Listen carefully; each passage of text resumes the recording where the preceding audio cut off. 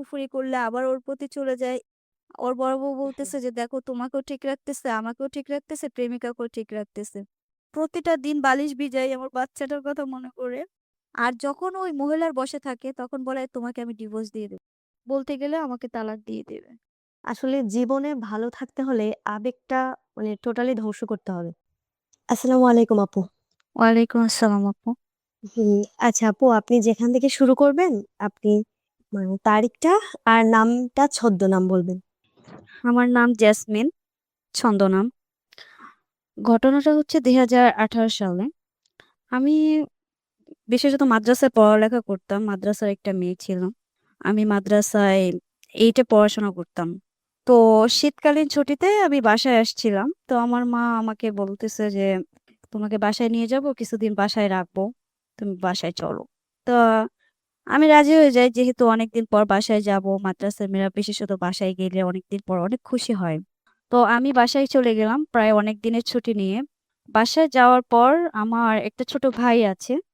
আমার ভাইটার একটু প্রবলেম আছে। সেটা হচ্ছে আপনার মাথার দিক দিয়ে একটু প্রবলেম আছে। ওর মাথায় সাদা চুল গজায় তো। সব জায়গায় না, কিছু, কিছু জায়গায়। তো আমার মা বলতেছে প্রায় কালারের যেহেতু চুলটা কালার করায়, আমার মা সকালবেলা বলতেছে, "চলো তোমার ভাইকে নিয়ে চুলটা কালার করার জন্য যাবো সেলুনে।"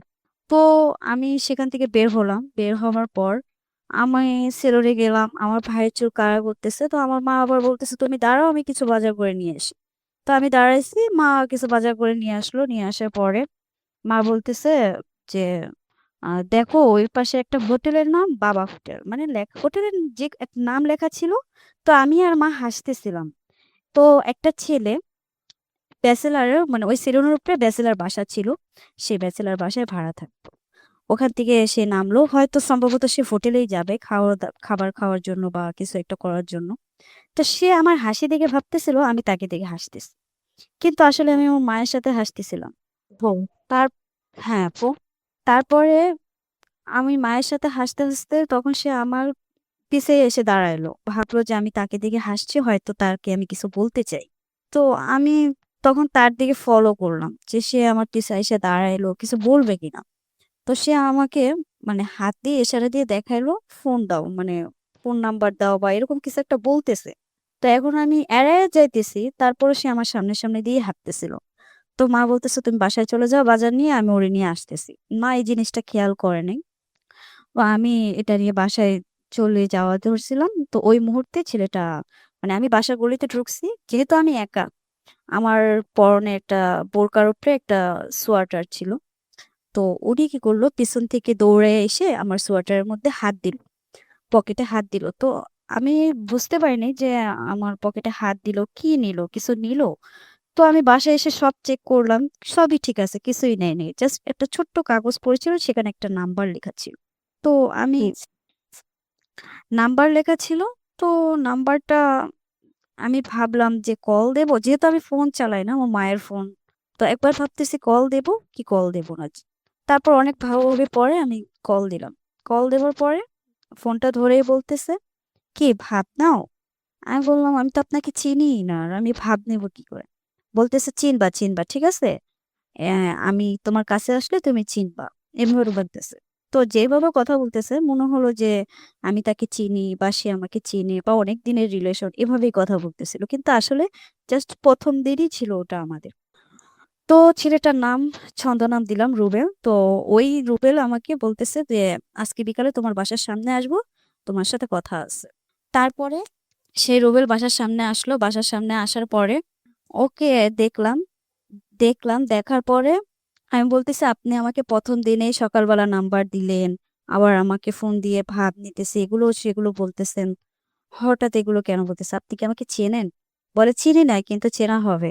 আমি তোমাকে ১ম দেখায় ভালোবেসে ফেলছি। তুমি আমাকে আ প্রপোজ করো।" আমাকে এগুলো বলতেছে। আচ্ছা। আমি বললাম আমি বললাম, "না, আপনাকে আমি কেন প্রপোজ করব? আমি তো আপনাকে চিনি না। আর ১ম দিনেই কি মানুষ মানুষকে ভালোবাসতে পারে? মানুষ আগে চেনে, জানে, শুনে।" তো আমি তখন ছেলেটার নামও জানতাম না, বাড়ি কোথায় কিছুই জানতাম না। তো রাতের বেলাও আমাকে ফোন দিতেছে। আমি ফোন রিসিভ করি নাই। ওদিনকার আর ও আমাকে কোনো মানে ঐদিন ১ম দিনে ও আমাকে কোনো বিরক্তিই করেনি। তারপর ২য় দিনের কথা। দ্বিতীয় দিনই সকালবেলা ও আসলো আমার বাসার সামনে। আমাকে ফোন দিল। ফোনটা আমার হাতেই ছিল। ফোন দেওয়ার পরে আমি বের হলাম। বের হবার পরে আমাকে বলতেছে, "চলো দোকানে নিয়ে যাই, তোমাকে বিস্কুট কিনে দেবো" হ্যান-ত্যান এগুলো বলতেছে। তো আমি অনেক জোরাজুরি করার পরে আমার ভাইকে নিয়ে, ছোট ভাই যে হাঁটা শিখছে, ওকে নিয়েই আমি গেছি। আমার ছোট ভাইটা অনেক ছোট ছিল। আমার ১২ বছরের ছোট ও। হ্যাঁ, আমার ভাইকে নিয়ে দোকানে গেলাম। দোকানে যাওয়ার পরে ও অনেকগুলো সেন্টার ফুড কিনে দিল আর আমাকে একটা বিস্কুট কিনে দিল। দেওয়ার পর এগুলো নিয়ে বাসায় আসছি। আমি কোনরকম এগুলো লুকায়ে ফেলছি। কারণ আমার মা দেখলে সর্বনাশ। সেজন্য আমি লুকায়ে ফেলছি। তো আমার মা আবার হয়তো ওই আমার রুমটাতে মা পরিষ্কার করতে গেছিল না কি করতে গেছিল জানি না। আমার মা আবার কোনোভাবে টের যে এগুলো আমাকে কে দিছে। কিন্তু আমার মা কখনোই বিশ্বাস করবে না। আর যে আমি দোকানে গিয়ে কিছু কিনে নিজে একা একা খাবো, এটা আমার মা কখনোই বিশ্বাস করে না। কারণ তখন এতটাই ভীতু যে আমি কখনো দোকানে একা যেতাম না। জাস্ট বাসা থেকেই একা বের হইতাম না। এতটাই ভীতু ছিলাম। তো আমার মা একটা সন্দেহ করছিল। সন্দেহ করার পরে ও আবারও বিকালবেলা আসে দেখা করে চলে যায়। রাতের বেলা ও ফোন দিছে। ফোনটা ছিল আমার মায়ের হাতে। আমার মা ফোনটা রিসিভ করলো। রিসিভ করার পরে বলতেছে, "আফরোজা তুমি কথা বলো।" মানে কে বলছে আফরোজা তুমি কথা বলো? আপনার মা? না, এটা বলতেছে ওই ছেলেটা, রুবেল নামের ছেলেটা। ও আচ্ছা। হুম। হ্যাঁ, রুবেল নামের ছেলেটা সম্ভবত আমার নাম জানতো না। আ তো আমাকে বলতেছে, তুমি কথা বলো" এরকম বলতেছে। তো আমার মা হাসতেছে। তো আমি আবার পাকঘর থেকে এসে দেখতেছি আমার মা হাসতেছে। তাই আমি বলছি, "মা তুমি হাসতেছো কেন ফোনে কান নিয়ে?" বলতেছে যে, "হাসতেছে তোর মামা ফোন করছে।" তো আমি বলছি, "তাহলে তুমি কথা বলো।" বলে, "কেন আমি কথা বলব?" আমি বলছি যে, "তাইলে মামা ফোন করছে তুমি কথা বলবা না?" কয়, "না, আমি কথা বলব না।" তা অনেকক্ষণ পরে মা বলতেছে কি, "এই নাম্বারটা কার? তুই সত্যি করে বল। তুই যদি আজকে কথা না বলিস তাহলে শীতের রাত্রে আমি বাইরে দাঁড়ায় থাকবো। তোর বাবা না আসা পর্যন্ত, তোর বাবা তোরে শাস্তি না দেওয়া পর্যন্ত আমি ঘরে যাবো না।"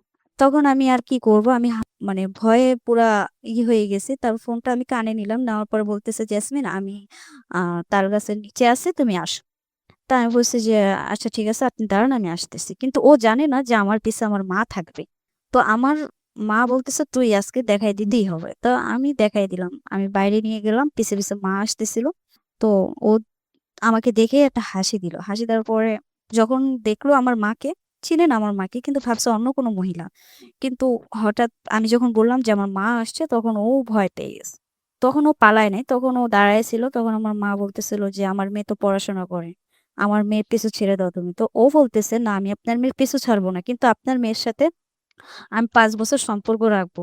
এভাবে কথাটা আমার মায়ের মুখের উপরে বলে দিছিল। তো আমার মা বলতেছে, "আমার মেয়ে তো পড়াশোনা করে। হয় বিয়ে করো নয়তো তুমি আমার মেয়েকে ছেড়ে দাও।" কয়, "না আপনার মেয়েকে তো বিয়ে করব না। আপনার মেয়ের সাথে আমি ৫ বছর প্রেম করব তারপর আপনার মেয়েকে আমি ছেড়ে দেব।" ডাইরেক্ট এভাবে বলছে। তো আমার মা বলতেছে, "না এটা তো সম্ভব না। আমি জানি শুনে তো আমার মেয়েকে আমি আ কুমিরের মুখে দিতে পারি না।" পরে হ্যাঁ। আমার মা বলছে, "ঠিক আছে তুমি যদি গার্ডিয়ান নিয়ে আসতে পারো তাহলে তুমি আমার মেয়েকে বিয়ে করতে পারবা। তাছাড়া পারব না।" তো এই ঘটনাটা ওদিন রাত্রে আমার বাবা শুনলো। শোনার পরে আমার বাবা আমাকে মানে আমার চুলের মুঠি ধরে আমাকে এমন একটা মানে আছাড় দিল একদম আপনার সেলাই মেশিনের পায়ের সাথে আমার কান লেগে আমার কান ফাইটে গেছে। আমার বাবা আমাকে এত জোরে একটা মানে মাইর দিল এটা মানে তার এত রাগ। তো মারার পরে আমি কোরআন শরীফ হাতে নিয়ে বলছি যে, আপনার "আব্বু" বাবা আপনার মাকে দেখছে? হ্যাঁ, আমার বাবা আমাকে মারছে। ও যে আচ্ছা, হ্যাঁ। হ্যাঁ, আমার বাবা আমাকে মারছে যে, "তুই এরকম কাণ্ড কেন ঘটাইছিস?" কিন্তু আমি তো ওই ছেলেটাকে চিনি না, জানি না। তো আমার বাবা আমাকে মারার পরে আমি কোরআন শরীফ হাতে নিছি। আমি কোরআন শরীফ হাতে নিয়ে বলছি যে, "এই ছেলেকে যদি আমি বিয়ে না করতে পারি তাহলে আমি জীবনে আর কাউরে বিয়ে করব না।" এ কথা বলছি। আমি সারা জীবন কুমারী থেকে যাব। তো আমার বাবা ওইটা দেখার সাথে কান্না করে দিছে। বলতেছে, "না মা তুমি এটা কি করলা? কি করলা? তুমি এটা ফিরায় নাও, এটা ফিরায় নাও।" আমি বলছি, "না এটা আমি ফিরায় নেব না। হয় ওই ছেলেরে বিয়ে করব নয়তো আমি সারা জীবন কুমারী থাকবো।" তারপরে আমি কোরআন শরীফ ধরে আবার ফিরাই নিছি যে, "ঠিক আছে আল্লাহ আমি যা করছি তুমি আমাকে মাফ করে দাও। তুমি আমার ভাগ্যে যাকে লিখছো আমি তাকেই বিয়ে করব।" এই কথা আমি আবার বলছি। বলার পরে ওই ছেলেটা আমাকে ফোন দিছে। বলছে, "তোরে যদি আজকে আমি না পাই, আমি ট্রেনের তলে মাথা দেবো আর নয়তো ফাঁসি দেবো, নয়তো যা ইচ্ছা তাই করব।" এগুলো বলতেছে। তো আমার মা আবার পাশ থেকে সবই শুনতেছিল। তো মা বলতেছে, "তুই কি ওর বাসা চিনিস?" আমি বলছি, "চিনি না। কিন্তু এক জায়গা থেকে নামতে দেখছিলাম ওই বাসাটাই চিনি।" কয়, "চল আমার নিয়ে চল।" সেই রাত ১১টা বাজে আমি মাকে নিয়ে গেছি। তো ও কোনরকম দরজা খুলে নাই। আমি যখন বললাম যে আমি আসছি তারপর দরজাটা খুলছে। খোলার পর দেখি ওর পুরা হাত বিলেট দিয়ে কাটা। মানে আমার জন্য হাত কাটছে। তো আমি বলছি, "তুমি এসব পাগলামি কেন করতেছো? তোমার গার্ডিয়ান নিয়ে এসো। তোমার গার্ডিয়ান যদি আসে তাহলে আমি তোমাকে বিয়ে করব। ভেবেচিন্তে দেখি।" বলে আমার গার্ডিয়ান তো মানে রুবেল বলতেছে আমার গার্ডিয়ান তো বিয়ে দিবে না। কারণ আমার বয়স কম। তো আমি বলছি যে, "দেখো আমার মাও তো রাজি না। তোমার সাথে আমার রিলেশন রাখতে দিবে না আমার মা।" তারপরে পরের দিন ওর গার্ডিয়ানকেও খবর দিছে, গার্ডিয়ানকে আমাদের নাম্বার দিছে। তো ওর মা, গার্ডিয়ান বলতে ওর বাবা হচ্ছে মেম্বার ছিল। কিন্তু ওর বাবা মানে বিয়ে ছিল ৩ টা। এজন্য ওর মা ছিল ছোট। যার কারণে ওর মা নানা বাড়িতেই থাকতো। তো ওর মাই ছিল ওর পক্ষ থেকে। তো ওর মা ফোন দিয়ে বলতেছিল যে, "আমার ছেলের যদি কিছু হয় তাহলে আমি কাউকে ছাড়বো না।" তো আমি বলছি, "ঠিক আছে আপনি আসেন ঢাকা। ঢাকা আসার পরে আমরা এটা বিবেচনা করব।" তো উনি বলছে, "না আমার কাছে টাকা নাই, হ্যান-ত্যান আমি কিভাবে ঢাকা আসবো?" তো উনি কোনোভাবেই ঢাকা আসতে রাজি হচ্ছিল না। কিন্তু উনার ছেলে এখান দিয়ে আমাকে হুমকি দিতেই আছে, "আমি ট্রেনের তলে মাথা দেবো, এটা করব, সেটা করব, মরে যাবো তোমাকে না পেলে।" এগুলো বলতেই আছিল। তখন একটা বিপদ মানে এমন একটা বিপদ আসবে আমি কখনো এটা ভাবতেও পারিনি। আমি পড়ালেখা অবস্থায় এই বিপদটা আসবে আমি এটা ভাবতে পারিনি। তারপরে যাই হোক ওর মাকে আমি একটু লোভ দেখাইছি। সেই লোভটা হচ্ছে আমি বলছি যে, "আমার বাবা আপনাকে ৳১,০০,০০০ দিবে। এটা হচ্ছে শুধু আপনার জন্য। আপনি চলে আসেন।" ওর মাকে, হুম। রুবেলের মাকে আমি এটা একটু লোভ দেখাইছিলাম। শুধু আসার জন্য। কিন্তু আমি সত্যি, সত্যি টাকা দেবো বা আমার কাছে টাকা ছিল এরকম কোনো কিছু আমার ধান্দা ছিল না। তো ওর মা এ কা মানে টাকার কথা শুনেই ওর মা রাজি হয়ে গেছে যে, "ঠিক আছে আমি পরের দিন ঢাকা আসতেছি।" তো এই গ্যাঞ্জাম যাওয়ার ৪র্থ দিন ওর মা আমাদের ঢাকা আসে। ঢাকা আসার পরে ওর মা ঢাকা আসে। ওর মার সাথে ওর বোনের জামাই ২ টা বোনের জামাইকে নিয়েই আসে। বড় বোনের জামাই, ছোট বোনের জামাইকে নিয়ে আসে সাথে করে। নিয়ে আসার পরে আমাকে দেখলো। আমি অনেক ছোট। বয়স তেমন না ১২-১৩ চলে।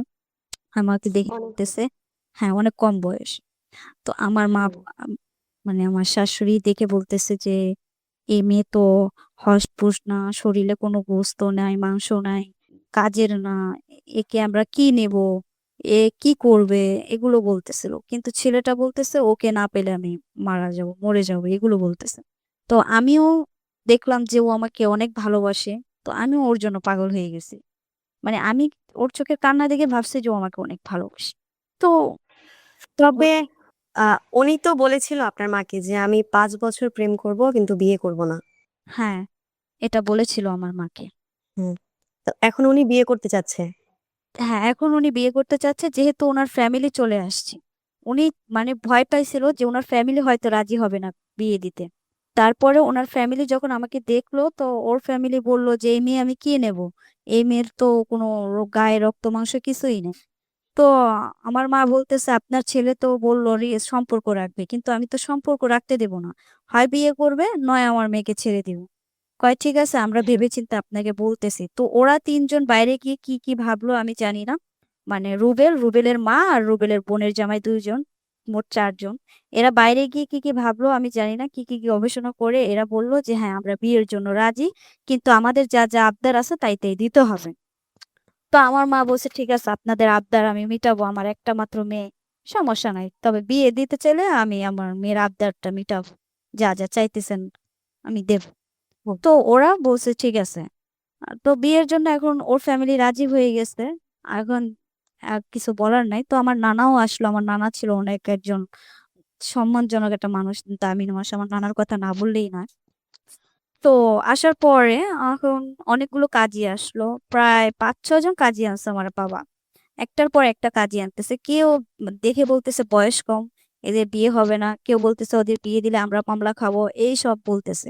তো আমার নানা মানে কোর্ট থেকে একটা কার্ড আনছে যে কোর্টে এই কার্ডে ফোন দিলে কোর্টে যেয়ে আমরা ওকে বিয়ে করায় দিব। এরকম বলতেছিল।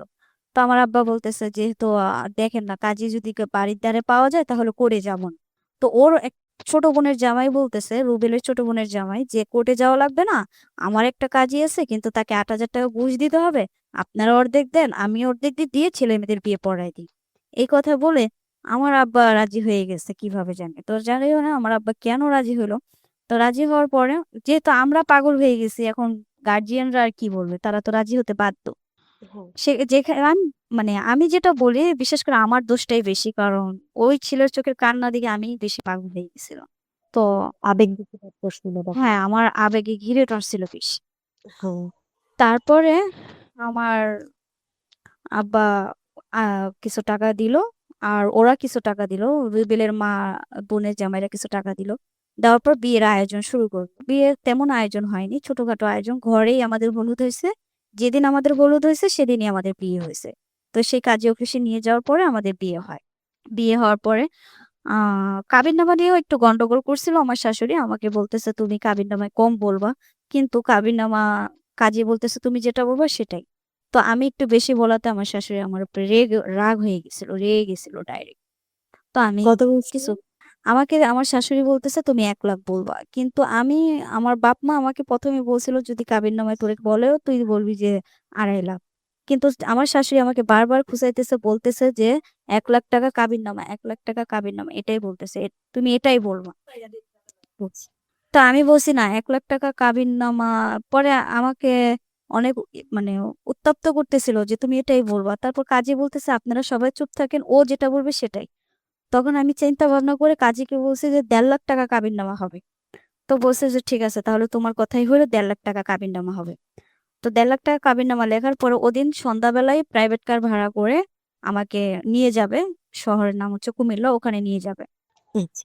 তো কুমিল্লাতে নিয়ে যাবে। তো আমার মা সম্পূর্ণ টাকা খরচ করছে। বিয়ের খাওয়া-দাওয়া যত খরচ, মার্কেটের যত খরচ, প্রায় আমাদের ৳৩,৫০,০০০ খরচ হয়ে গেছে। আমার মা ব্যাংকে থেকে টাকা উঠায় খরচ করছে। ওরা একটা টাকাও দেয় নাই। যেহেতু ওর বাবা অনেক দূরে থাকে, বাবা অন্য বউ নিয়ে থাকে। এইজন্য আমার মাই সম্পূর্ণ টাকা খরচ করছে। খরচ করার পরে ওদিন সন্ধ্যাবেলা আমাকে কুমিল্লা নিয়ে যায়। আমার পক্ষ থেকে আমার মা আর হচ্ছে আমার আব্বার খালা যায়। এই ২ জন আমার পক্ষ থেকে যায় ওই বাড়িতে। যেহেতু আমাকে একা ছাড়বে না সেজন্য ওই বাড়িতে যায়। যাওয়ার পরে ওই বাড়িতে নিছে, নেওয়ার পরে পরের দিন হচ্ছে আমার মা আর ওই আমার আব্বার খালা চলে আসে। তো তখন হচ্ছে ফেব্রুয়ারি মাস। এটা জানুয়ারি মাসের শেষের দিকে আমাদের বিয়ে হয়, ফেব্রুয়ারি মাস চলে আসে। তো ফেব্রুয়ারি মাস চলে আসে। এখন আমার হাসব্যান্ড বলতেছে, "আমি ঢাকায় চলে যাবো।" আমার সাথে মাত্র ১ সপ্তাহ ছিল। তো আমি বলছি, "তুমি ঢাকায় চলে যাবা, আমি তোমাকে ছাড়া কিভাবে থাকবো?"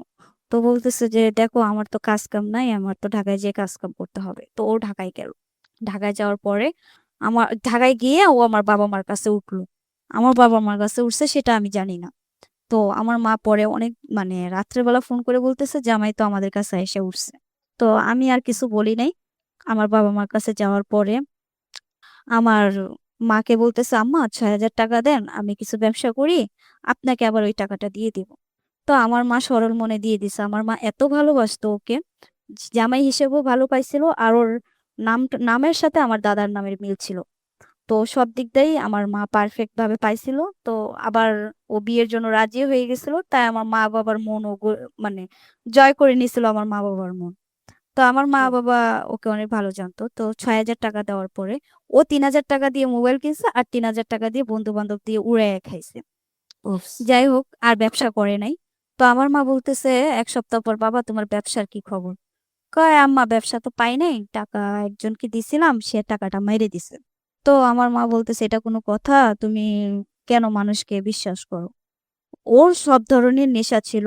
বাবা খাইতো, গাঁজা খাইতো, সন্ত্রাসী সব ধরনের ছিল। সেটা আস্তে, আস্তে বের হইছিল আমাদের সাথে থাকতে, থাকতে। যাই হোক, ও। তারপরে ও বাড়িতে গেল। বাড়িতে গিয়ে বলতেছে যে, "চলো, তোমাকে ঢাকায় নিয়ে যাবো।" তা আমি বলছি, "ঢাকায় গিয়ে কোথায় থাকবো আমি?" বলতেছে, "কোথায় থাকবা? মার কাছে থাকবা। আমি চাকরি-বাকরি করব।" এটা বলে ও আমাকে মার্চ মাসে ঢাকা নিয়ে আসে। মার্চ মাসে ঢাকা নিয়ে আসে। সে আমার বাবা-মার বাড়িতে বাসায় উঠে। ওঠার পরে মার্চ মাসে যখন আমার বাবা-মা বাসায় উঠে, তখন আমার বাবা-মার কাছে বলতেছে যে, "আম্মা, ৳১০,০০০ দেন। আমি একটা ব্যবসা পাইছি। এই মুহূর্তে যদি ব্যবসাটা না নিই তাহলে হাতছাড়া হয়ে যাবে।" তো আমার মা বলতেছে, "ঠিক আছে, তুমি কতদিন আর বইসা খাবা? আমার মেয়েরও তো আ খরচ আছে। ওর দিকটাও তো দেখতে হবে।" টাকা দিছে। দেওয়ার পরে ওই টাকার হিসাব ও আর দিতে পারে না। আমার মা বলতেছে যে, "তুমি তো কালকে টাকা নিলা, আজকে কি খবর?" বলতেছে, "এই তো ব্যবসা দাঁড়ায় যাবে, মাল-সামানা কিনতে হবে, হ্যান-ত্যান" এগুলো বলতেছে। তো ওর কোনো মাল-সামানা কিনার কোনো নাম-বন্ধন নাই। ও কি করতেছে ওই জানে, আর আল্লাহ জানে। আমরা কিছুই জানি না। তারপরে এভাবে প্রায় টাকা নেয়, খরচ হয়ে যায়। তো আমার মা ৩-৪ বার টাকা দিছে। ১০,০০০, ৫,০০০, ৬,০০০। আমার মা আর কোনো কিছুতে টাকা দিতে রাজি হয় না একটা পর্যায়ে। হ্যাঁ। তারপরে আমার আমি আবার বাড়িতে চলে আসি। এটা হচ্ছে আমার এ এপ্রিল এটা জুলাইয়ের মাসের ঘটনা। আমি রোজার ঈদের পরে আবার বাড়িতে চলে আসি। আমার শাশুড়ির কাছে চলে আসি। তো আসার পরে আমি তো কাজও জানতাম না। আমাকে অনেক অপমান হইতে হইছে, অনেক অপদস্থ হইতে হইছে। গ্রামের মানুষ অনেক অপমান করছে। ঢাকাইয়া মেয়ে আছে, কাজ জানে না, এই সেই এগুলো অনেক অপমান করছে। তো আমার শাশুড়ি আমাকে শিখাইয়া পড়াইয়া নিছে। শাশুড়িটা একটু ভালো ছিল। তারপরে সেপ্টেম্বর মাসে আমার হঠাৎ পেটে ব্যথা, আমার ভালো লাগতেছিল না। তো আমার মা বলতেছে, ঠিক আছে তুই ঢাকায় আয়, আমি তোকে ডাক্তার দেখাই দেবো। আমি ঢাকা গেছি, আমার মা ডাক্তার দেখাই দিছে। বলতেছে, আপনার মেয়ে 1.5 মাসের প্রেগনেন্ট, আপনি তো নাতির মুখ দেখবেন। এই কথা বললো আমার মাকে। তো আমার মা বলছে, দেখ তোর জামাই কাজ কাম করে না, তার মধ্যে তুই বাচ্চা নিবি। কিন্তু আমার মা খুশি হয়েছিল। আবার বাচ্চা না হইলেও আমাকে ফালাই দিত, এরকমও আমার মা চিন্তা ভাবনা করছে। তো এই জন্য 1.5 মাসের বাচ্চা যখন পেটে আসছে তখন মা খুশি হয়েছিল। তারপরে এইভাবে 2 মাস কাইটে যায়, ও শুনছে, ও খুশি হয়েছে। কিন্তু ও কোনো কাজ কাম করে না। মাঝে মাঝে ওর আসল পেশা ছিল রং মিস্ত্রি, ও রঙের কাজ করতো। তো ওইটা যদি মাঝে মাঝে পাইতো তাইলে করতো, নাইলে করতো না, এরকম ছিল। তো এমনও সময় গেছে টাকার জন্য ও আমার বাবা মার গায়ে হাতও তুলছে। আমার মাকে বলছে, তুই তো আমার বোনের সমান, এরকমও কথা বলছে। আমার মাকে মারধরও করছে। মানে তো পুরো আপনার আত্মীয় স্বজন। হাজবেন্ড আপনার হাজবেন্ড টাকার জন্য আপনার বাবা মাকে মারধর করছে? হ্যাঁ, আমার বাবা মাকে মারধর করছে টাকার জন্য। হুম। যখন আমার মা বলতো একটা পর্যায়ে, না তোমাকে টাকা দেবো না, তুমি তো ব্যবসা করো না, তুমি হ্যান করো না, তখন আমার মাকে মারতে যাইতো। বলতো মানে খুব খারাপ ভাষায় গালি দিয়ে বলতো যে, তোর গায়ে হাত তুললে কি হবে, তোরে কিন্তু এমনে মারবো, তোরে কিন্তু সেমনে মারবো, এগুলো বলতো। ও মাই কিন্তু গড। আমি ওর নেশায় মানে এতটা আসক্ত ছিলাম যে আমি আমার বাবা মাকে অপমান করতেছে সেটা আমি চোখে দেখি নাই। আমি ওকে বলছি, আমি তাও বলছি যে আমার জামাই ভালো, এটা আমি বলছি আমার হাজবেন্ড ভালো। আমি আমার বাবা মাকে ও যখন মারতে যাইতো, নিজেই আবার ঘর ছেড়ে চলে যেতে চাইতো। তখন আমিও ওর সাথে চলে যেতাম। আমি বলতাম, তুমি যেখানে যাবো আমি তোমার সাথে সেখানে যাব। কিন্তু ও যে আমার বাবা মার গায়ে হাত তুলছে সেটা আমার চোখে পড়তো না, এতটাই পাগল ছিলাম ওর জন্য। আচ্ছা। একটা পর্যায়ে আমার বেবির প্রায় 8 মাস চলে। 8 মাস চলে, ডাক্তার ডেট দিছে 9 মাসে হয়তো আমার বাচ্চাটা ডেলিভারি হবে। তো ও তো কাজ কাম করে না, বাদামি মাস ঘুরে ঘুরেই খায়। তো আমার হুম। মা বলছে, দেখো বাচ্চাটা হইতে আর 1 মাস আছে, যদি আল্লাহ মুখ ফিরে চায় ও তো পৃথিবীর আলো দেখবে। তুমি বাবা কিছু একটা করো। তখন রোজার মাস চলে আসছে। তারপর ও বলতেছে, ঠিক আছে আপনি আমার কিছু টাকা দেন, আমি একটা ব্যবসা করি। তো মা প্রথমে টাকা দিছে, ও ফলের ব্যবসা উঠাইছে মার চোখের সামনে। ফলের দোকান উঠাইছে, ফলের দোকানে লস খাইছে 1 মাস করে। তারপর সে ফলের দোকান ছেড়ে দিছে, ছেড়ে দেওয়ার পরে আবার উঠাইছে কাঁচা তরকারি, সেটাও লস খাইছে। লস খাওয়ার পরে আবার উঠাইছে সুপারির ব্যবসা, সেটাও লস খাইছে। খাওয়ার পরে আসছে রোজা, এখন ইফতারি ব্যবসা করবে। মা বলছে, আমি ইফতারি ভাইজে দিব, তুমি ইফতারি হুম। নিয়ে বানাবা। বলছে বেচবা। বলছে, ঠিক আছে আপনি ইফতারি বানাই দিবেন আর আমি ইফতারি বেচবো, এই কথা বলছে। তো এই কথা বলার পরে রোজা যখন আসবে তখন এটার প্রস্তুতি নিতেছিল মা, সবকিছু কিনতেছিল। তো তার মধ্যেই আমার ডেলিভারি হয়ে যায়। ডেলিভারি হলে মানে অনেক কষ্টে আমার সিজার হয়। আমার মা একটা ডায়াবেটি আনছিল যাতে কম খরচ হয় আর নর্মালি ডেলিভারিটা হয়, এটা চেষ্টা করছিল। কিন্তু হঠাৎ আমার ডেলিভারি হয়ই নেই। আরো সারাটা রাত কষ্ট করছি। পরের দিন বিকেলবেলা আসরে আজান দিয়ে দিছে, সেই ব্যথায় ব্লাড ভেঙে গেছে। আমার আব্বা এসে আমাকে কুলে করে নিয়ে হসপিটালে নিয়ে গেছেন। হসপিটালে না নিয়ে যাওয়ার পরে আমাকে বলতেছে সিজার করতে হবে, বংশই দিতে হবে। এখন আমার মাও দিতে রাজি না আর ওর বাবাও দিতে রাজি ছিল না। তারপরও রুবেল বলতেছিল, আমি যদি বংশই দিই, যদি রিক্স হয় তাহলে তো আমার ঘাড়ে দিবেন দোষ। বলতেছে, না বাবা, দোষ তোমার ঘাড়ে, তুমি তো বাবা, তোমার তো বংশই দিতে হবে। তারপরে ওই বংশই দিছে, দেওয়ার পরে ওর কাছে টাকা নেই, ও ডাইরেক্টলি বলতেছে আমার কাছে টাকা নেই। তখন আমার মা দিশাহারা হয়ে কি করবে। আমার মা একজনের কাছ থেকে টাকা এনে আগে সিজারের টাকাটা, তারপরে বেডের টাকা, ওষুধের টাকা, সব টাকাটা আগে আদায় করলো। করার পরে আমার ব্লাড লাগবে 3 ব্যাগ। আমার শরীরে রক্তই ছিল না, সব রক্ত ভেঙে চলে গেছে। তো আমার রক্ত জোগাড় করতে অনেক কষ্ট হয়ে গেছিল। তো আমার বাবার সাথে রক্ত মিলে আমার বাবা দিছে 1 ব্যাগ, আর একটা লোক জোগাড় করে আনছে, উনি নিজেই দিছে 2 ব্যাগ। দেওয়ার পরে আমার মা পরের দিন সকালবেলা ব্যাংকে গিয়ে টাকা উঠায় আনছে। টাকা উঠায় আনার পরে ও আর আসে নাই। ও আমাকে দেখতে আসে নাই। যখন শুনছে মেয়ে হইছে তারপরে আসছিল। মেয়ে হওয়ার পর শুইনা আইসা মেয়েটাকে একটু কোলে নিছে। নেওয়ার পরে আবার তাড়াহুড়া করে বের হয়ে চলে গেছে হসপিটাল থেকে। চলে গেছে। তো আমার মা সব কেনাকাটা করছে। আমার যা, যা লাগে, আমার বেবির যা, যা লাগে সব কেনাকাটা করছে। আমার বেবির একটু সমস্যা হয়েছিল। সে বেবিকে আইসিইউতে রাখছে। তারপরে ও বিকালবেলা আমাকে দেখতে আসে। শুধু একটা ডাব কিনে আমাকে দেখতে আসছিল। তো বলতেছে আমাকে কানে, কানে, "দেখো আমার টাকা পয়সা নাই। তোমার বাপ-মা টাকা দিতেছে। তুমি কিছু মনে করো না। দেখলে তো আমার তো কাজ কাম নাই। আমি কি করব? আমি তো কাজ করে খাইতে পারতেছি না। আমার অনেক কষ্ট হইতেছে।" এগুলো বলতেছে আমাকে। তো আমার ওই সময়টা ওর কথা শোনার প্রস্তুত আমি না। তারপর ওর কথা শুনলাম। তারপরে এখন ওকে নিয়ে বাসায় আসলাম।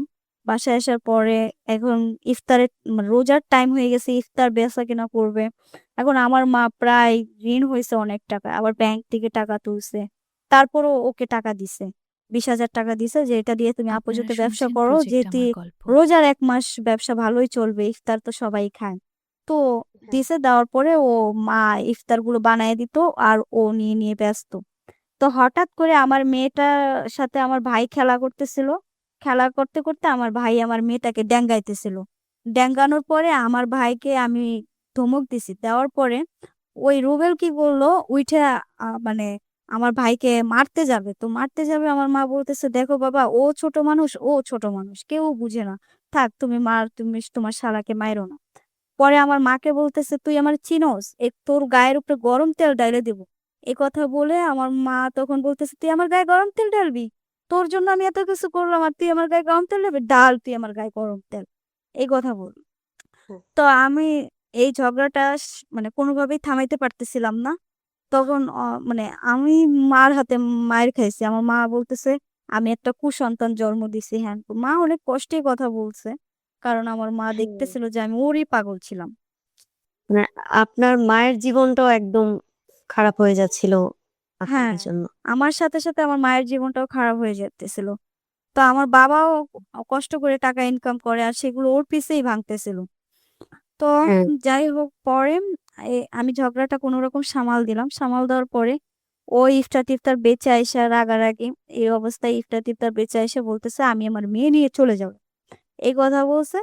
তো আমি বলছি, "ঠিক আছে চলো আমি আমার মেয়ে নিয়ে চলে যাই।" কিন্তু আমার মাই তো আমার জন্য করছে। আমি আমার মার দিকে না তাকায়া আমি ওকে বললাম, "চলো আমি চলে যাবো এই বাসা থেকে।" তারপরে সেই অবস্থায় আমার মেয়েকে নিয়ে আমি বের হয়ে চলে গেলাম। কিন্তু রাত তখন প্রায় 11:30 বাজে। কাউন্টারে গেলাম, বলতেছে গাড়ি আসবে রাত ১টা বাজে। ওই টাইমে ১টা বাজে আসবে কিনা তাও তারা সিউর দিতে পারতেছিল না। তারপর বলতেছে যে, "তাহলে আমাকে আমার রুবেল বলতেছে তুমি বাসায় চলে যাও, আমি বাইরে থাকবো।" আমি বলছি, "না, তুমি বাইরে থাকলে আমার ঘুম আসবে না। আমি তোমাকে ছাড়া যাব না।" তো বলতেছে, "ঠিক আছে চলো তোমাকে সাথে নিয়েই যাই।" তো আমাকে সাথে নিয়েই গেছে। ওদিনকে রাত্রের বেলা বাসায় ছিল। থাকার পরে পরের দিন সকালবেলা ও পলায়ে চলে যায়। পলায়ে কোথায় চলে যায় আমি জানি না। তো হঠাৎ ওর ছোট বোনের জামাই আমাকে প্রায় ফোন করতো। কেমন আছি, কি করি, কি খাই সবটাই জিজ্ঞেস করতো। তো ওদিনকেও ওর ছোট বোনের জামাই বলতেছে, "আফরোজা, তোমাদের মধ্যে এত ঝামেলা, হোসেন মনে হয় আ এত ঝামেলা তোমরা মিটমাট করো। রুবেল মনে হয় টাকা পেলে হয়তো সবটা ভুলে যেতে পারে।" আমি বলছি, "ওকে আর কত টাকা দেব?" আর ওর মা সবসময়ই বলে, প্রত্যেকটা ঈদ আসলেই বলে, যদি টাকা যৌতুক দেয় নাই তোমার মা। প্রত্যেকটা ঈদ আসলেই বলে, "দেখো ওই বাড়ি থেকে এটা দিছে, ওটা দিছে, সেটা দিছে। তোমার মা আমাদের কিছুই দেয় নাই। এগুলো দিলে থাকতে পারবা, না দিলে থাকতে পারবা না। জামাইয়ের ভাত খাইতে পারবা না।" এগুলো আমাকে সবসময় বলতো। এতটা হেল্প করার পরেও। এতটা হেল্প করার পরেও। তো আমার মা কোরবানিতে ১২ কেজি গোস্ত নিয়ে ওদের বাড়িতে গেছিল। এখন ওদের একটাই জিদ, আমার মা কেন ফার্নিচার দিল না। সেই ১২ কেজি গোস্ত ধরে ওরা পুকুরে ফালাই দিছে। পুকুরে ফালাই দেওয়ার পরে আমার মা দেখে কান্না করে দেওয়ার মতো, কিন্তু কান্না করে নাই। হুম। আমি কারণ আমি ওই সময় অন্ধ ছিলাম। ওই সময়টা যেই হুম। সময়টা আমি ওর মার পাশে দাঁড়াবো, সেই সময়টা আমি অন্ধ ছিলাম। মানে আমি কথাগুলো বলতেছি আমার গায়ের পশম দাঁড়ায় যাইতেছে। যে আমার মার চোখের পানিটুকু আমি ওদিনকে দেখতে পাইনি। তারা ঝগড়া করে আমার মাকে গেট থেকে বের করে দিছে। গোস্তগুলো পুকুরে ফালাই দিয়ে। ওহহো! আমার মা ওদিনকা আসছিল জাস্ট। আমার মা একটু বসেও নাই, ১ গ্লাস পানিও খায় নাই। আমার মাকে বলতেছে, "আপনার এই খয়রাতির মতো গোস্ত আমি নেব না। হয় যৌতুক দিবেন, ফার্নিচার দিবেন, তাইলে নাতি দেখতে পারবেন, মেয়েও দেখতে পারবেন।" এগুলো বলে আমার মাকে গেট থেকে বের করে দিছিল আমার মাকে। আমি অন্ধ হয়ে আমি বলছি, "তুমি চলে যাও।" আমি মারে বলছি, "তুমি চলে যাও। তুমি এখানে দাঁড়ায় থাকলে তারা তোমাকে মারধরও করতে পারে।" তো আমার মা চলে গেছে। ব্যাগ নিয়ে, কাপড়ের ব্যাগ নিয়ে। ওই অবস্থায় আবার চলে গেছে। চলে যাওয়ার পরে ও বলতেছে, "তোমার মা তো চলে গেছে। আবার মার জন্য কাইন্দো না।" আমি বলছি, না মার জন্য কেন কান্না করব? আসলে মা আইছিল তো এজন্য খারাপ লাগতেছিল।" তো আমাকে আমার মেয়ের অসুখ, আমার মেয়ের কোনো খরচপাতি দেবে না। ও বাড়িতে ১ মাস যাবৎ ২ মাস যাবৎ এভাবেই বইসা, বইসা খাইতেছিল। তো মা বলতেছে ২ মাস পরে যে, "আর কতদিন? তুই ঢাকায় চলে আয়।" আমি ঢাকায় চলে গেলাম। ঢাকায় চলে যাওয়ার পর ওর ছোট বোনের জামাই বলতেছে, "আমার বোন ইন্ডিয়া থাকে। আমার বোন ইন্ডিয়া থাকে। আমার বোন অনেক ভালো টাকা ইনকাম করে। তুমি যদি ইন্ডিয়া যাও, তুমি যদি ভালো টাকায় ইনকাম করো, দেখবা রুবেল তোমাকে বরণ করে নেবে। রুবেল তোমাকে ভালোবাসবে, হ্যান করবে, ত্যান করবে।" এগুলো আমাকে পটাইতেছিল। প্রায় ৩ মাস যাবৎ ওর বোনের জামাই শুধু আমাকে এগুলোই বলে যাইতেছিল।